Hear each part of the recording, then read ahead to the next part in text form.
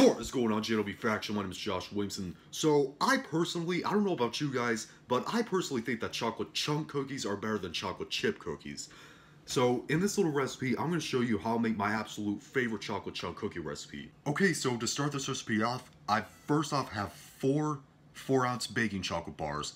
Half of them are milk chocolate and the other half are semi-sweet, but you can use any kind of chocolate you want, whether it be, if you want to do all milk chocolate, that's fine, all dark chocolate, or even white chocolate, that's okay. But what I'm going to do is I'm going to take these out of the packaging and I'm going to chop them into little chunks. So I'll be back when I'm done doing that, and I'll show you what the chunks should look like when you're done chopping them up. Okay, so I transferred my chocolate chunks that I chopped up from the bars into a bowl. And you can see this is sort of like the size chunks that you want.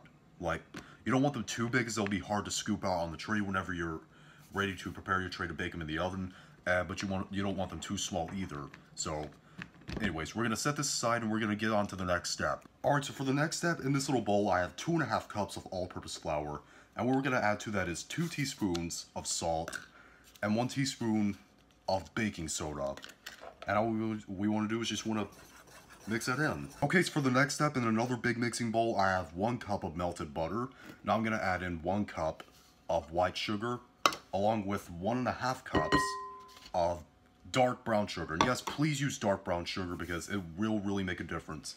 Anyways, what you want to do now is you want to whisk that in until it's all well combined. It'll take a little while, but you'll eventually get there. Now what we're going to add in is we're going to add in 2 eggs and also about a teaspoon of vanilla extract.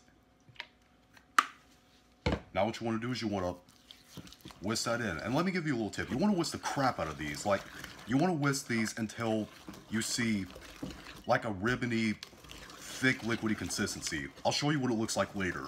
Okay, so this is what the liquid should look like when you're done mixing the eggs and vanilla in. See, nice and thick and ribbony like that. That's what you want. Okay, so for the next step, I now have a sieve, and we're going to add in the flour mixture that we made before.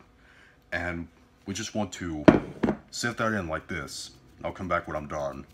And now using a rubber spatula, you just want to gently mix that in. You don't want to overmix it because if you overmix, the gluten in the flour will toughen and that will result in a very tough cookie. So just mix it in until it's just well combined. Okay, so the flour's not 100% incorporated yet, but at that stage we're going to add in the chocolate chunks that we chopped up before. Now, I like doing it when the flour's just almost well combined because that makes it easier to not overmix it. So just stir the chocolate chunks in and stir the rest of the flour in. Okay, so now that that's all well combined, for the next step, I covered my bowl with some plastic wrap. And now what we're going to do is you're going to put this in the refrigerator for at least 1 hour, or even better, overnight. You know, the longer you leave your dough in the refrigerator, the more sophisticated the flavor will be. You know, you'll have a lot more of like a toffee flavor the longer you have it in the refrigerator. So, on to that step. Okay, now that the dough is done chilling, what we have to do next is get a baking tray and line it with parchment paper. And using a 1/4 cup measuring cup, we're going to take out scoops of the dough and just place it onto the baking tray. Now, these are going to be big cookies, just keep that in mind. So I'll get back when I'm done putting these on the tray. Okay, so now that you have, this is all that will fit on the baking tray, first of all, because this is how much you want to put a maximum on the tray, because you're using the 1/4 cup measuring cup, which says make the size pieces that you put on the tray very big. So you want to keep the number of dough balls you put out there on a minimum, just to let you know that, because they do spread out a lot and these are going to be big, so you don't want them to stick together.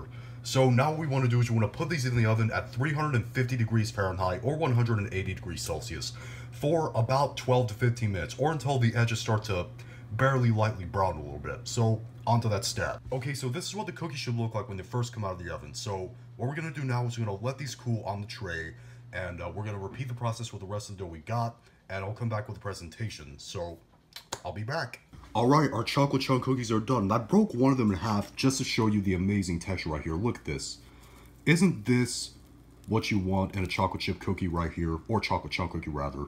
Just see the chocolate oozing out of there right there. Absolutely amazing. I really hope you try this recipe out. I guarantee that this will be the best chocolate chunk cookie recipe you'll ever try. But if you do, leave it in the comment section down below and tell me what you thought of it, whether you liked it or you hated it. If you liked this video, thumb it up. If you hate this video, thumb it down. And be sure to subscribe and become a member of the JW Faction and join the 10,000 subscribers. See you later.